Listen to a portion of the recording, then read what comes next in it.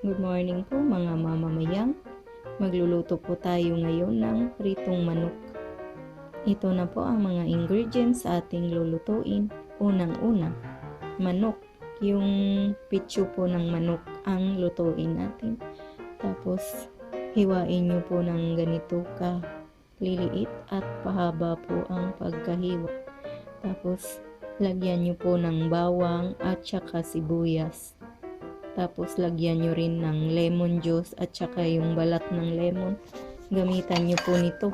Yung bawang nyo, ingid-ngid nyo po dito at saka yung sibuyas. Tapos yung balat ng lemon.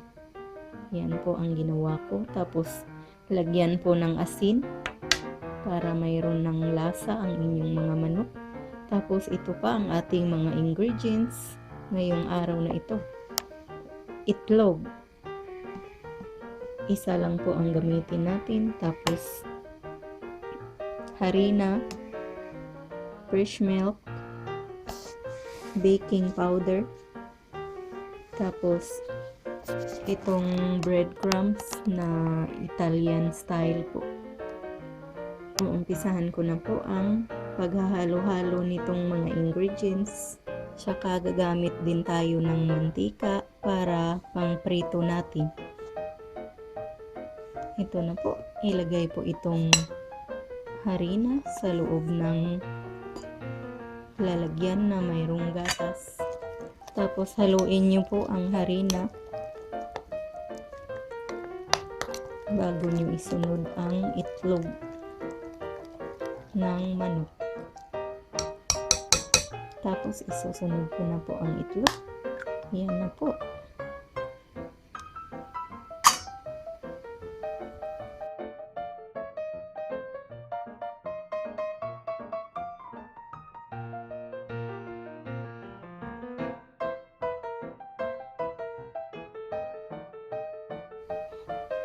Pagkatapos po nating ma-mix ang itlog ay kukurot lang po tayo ng 2 kurot ng baking powder.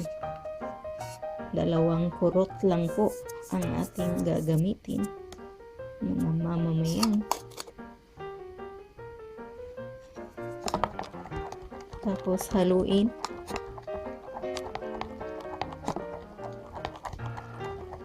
Ayan na po.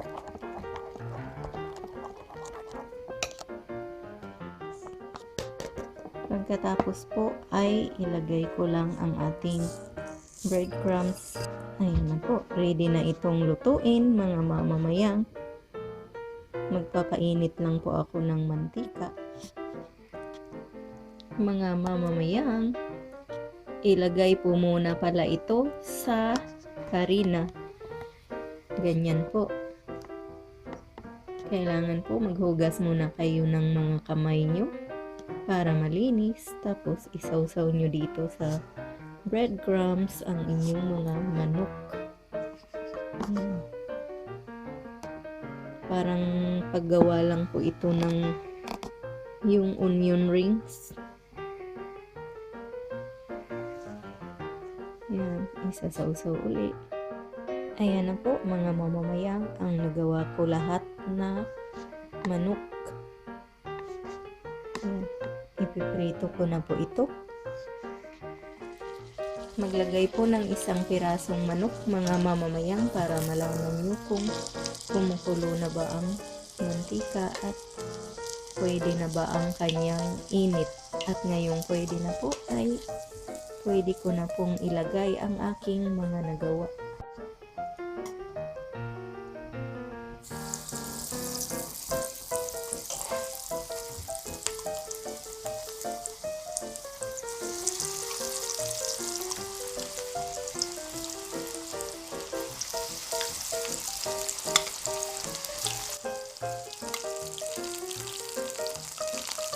Hinaan po natin ang apoy para hindi po tayo matalsikan.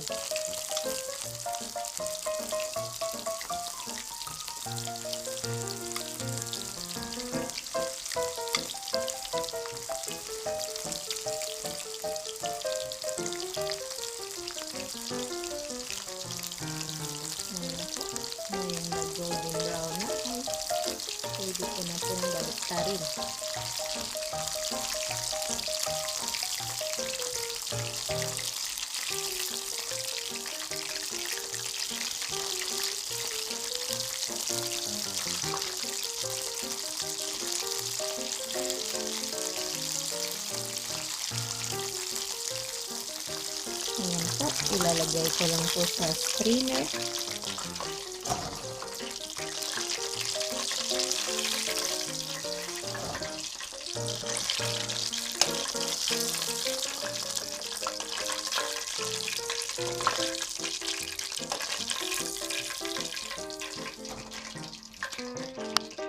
Ayan na po mga mamamayang, luto na ang ating pritong manok. Sana po nakuha ninyo ang ating recipe. Sana mag-like at mag-subscribe kayo. Ito po ang inyong Ate Mayang na nagsasabi, mabuhay!